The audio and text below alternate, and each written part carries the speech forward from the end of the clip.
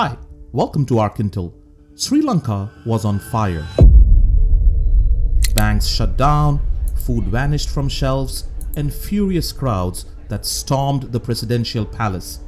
In 2022, Sri Lanka's economy didn't just crash, it imploded. But now, something strange is happening. The currency is strengthening, inflation seems to be dropping, and the government insists that the crisis is under control. On paper, Sri Lanka is recovering.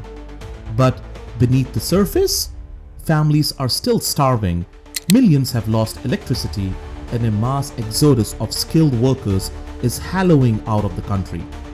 So, what's the truth? Is Sri Lanka rising from the ashes, or is this so-called recovery just a smokescreen? And if this is what a comeback looks like, what does collapse really mean? Let's break it down.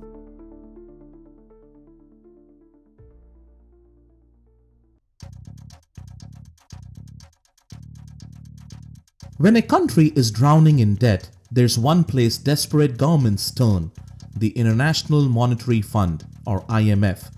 It's the world's financial safety net, but it doesn't come without a price. After defaulting on its debts in 2022, Sri Lanka secured a $2.9 billion IMF bailout. But this wasn't free money. The government had to make painful promises: deep spending cuts, higher taxes, and the removal of crucial subsidies. First, Sri Lanka's VAT, that is value added tax, jumped to 18%, more than double what it was 3 years ago, making it the highest since 2006. This sudden hike didn't just raise the cost of living, it crippled small businesses as production costs surged and consumer spending plummeted, forcing many to shut down or downsize. Next, fuel and electricity subsidies were completely removed, sending costs through the roof. Fuel prices skyrocketed, electricity bills surged by over 65%, and basic utilities became unaffordable for millions. Over 1 million households lost access to electricity because they simply couldn't pay their bills. Public transport costs also soared, making daily commutes impossible for thousands of low-income workers. And then there were budget cuts. Public sector spending was slashed across all departments, including pensions and healthcare. Hospitals faced severe medicine shortages and staff reductions, forcing many patients to skip life-saving treatments. Meanwhile, retirees saw their pension savings slashed as the government forced public pension funds into low-interest bonds, cutting their future payouts and pushing thousands of elderly citizens into financial insecurity. On paper, these policies worked. Inflation, which had peaked at 70%, dropped to single digits. The Sri Lankan rupee gained strength, and for the first time since 1977, Sri Lanka even recorded a current account surplus. The crisis, they claimed, was over. But was it really over? For ordinary Sri Lankans, this so-called recovery hasn't felt like a comeback. It's felt like a punishment. The government may be celebrating its improved financial numbers, but millions of people seem worse off than ever before. Poverty has doubled. In urban areas, it's tripled. 1 in 4 families can't afford enough food. Malnutrition is rising, and school attendance is falling. Over 1 million households have lost electricity. With no subsidies, utility bills have become impossible to pay. Hospitals are overwhelmed. 8% of country's doctors have already left. And if the news coming out of the country is to be believed, another 15% are preparing to leave. Medical facilities are severely understaffed.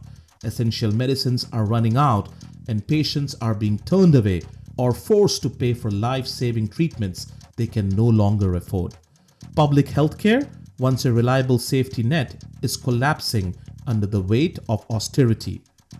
Everyday survival has become harder. The removal of fuel subsidies has made transportation unaffordable, forcing thousands of workers to quit their jobs because they literally cannot afford the commute. Families that once had modest savings are now burning through whatever is left just to pay for daily expenses. The suffering is clear, but beyond that, these policies aren't just hurting people today, they are setting Sri Lanka up for deeper economic problems tomorrow. Austerity might balance the books today, but it often cripples economic growth for years to come. Sri Lanka desperately needs a productive labor force to rebuild its economy, but right now, the very foundation of that workforce is disappearing. Skilled professionals beyond healthcare are leaving. While the doctor shortages have already devastated the healthcare system, Sri Lanka is now facing a wider brain drain. Engineers, IT professionals, and financial experts are fleeing the country due to heavy taxes, stagnant wages, and a deteriorating job market. If this trend continues, industries vital for Sri Lanka's growth like tech, finance, engineering, and manufacturing could be hollowed out, slowing the country's recovery for years to come. The education system is breaking down. With household incomes collapsing, many families are pulling their children out of school and sending them to work just to put food on the table. Sri Lanka once had one of the highest literacy rates in South Asia, but now the next generation is being left behind, creating a weaker, less competitive workforce in the years ahead. Political instability is scaring away foreign investors.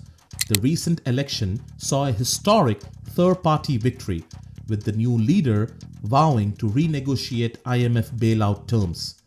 This political shift signals deep dissatisfaction with austerity, but it also sends uncertainty signals to foreign investors. Investors rely on stable governments to ensure their money is safe. If Sri Lanka is seen as too unstable, they will demand higher interest rates or withdraw investments entirely, which could send the country right back into economic collapse. Without a strong labor force and foreign investment, Sri Lanka's long-term future looks bleak. The country needs a strategy beyond just budget cuts, or it risks turning this temporary crisis into a permanent economic disaster. Sri Lanka's crisis isn't unique. Other countries have faced similar disasters, but not all of them turned to extreme austerity. After the 2008 financial crisis, the US took the opposite approach. Instead of cutting spending, the government pumped $475 billion into the economy, stabilizing banks, preventing mass foreclosures, and bailing out key industries. The result? The economy bounced back faster, and the government actually made a profit on the bailout. Portugal, after the Great Recession, also abandoned austerity. Instead of slashing spending, they attracted $5.3 billion in foreign investment by offering visas and tax incentives to businesses. Today, Portugal is a rising economic hub. The key takeaway here is that recovery isn't just about cutting costs, it's about stimulating economic growth and a balance between the two. And for Sri Lanka, that means one thing: exports. Sri Lanka's crisis is far from over. The government may have fixed its financial books, but at what cost? The people are still struggling to survive, and the future remains uncertain. With India and China watching closely, Sri Lanka's next moves could have global consequences. So what happens next? Will Sri Lanka find a way to rebuild, or is another collapse just around the corner? Please leave us a comment about your opinion on this, and thank you very much for watching.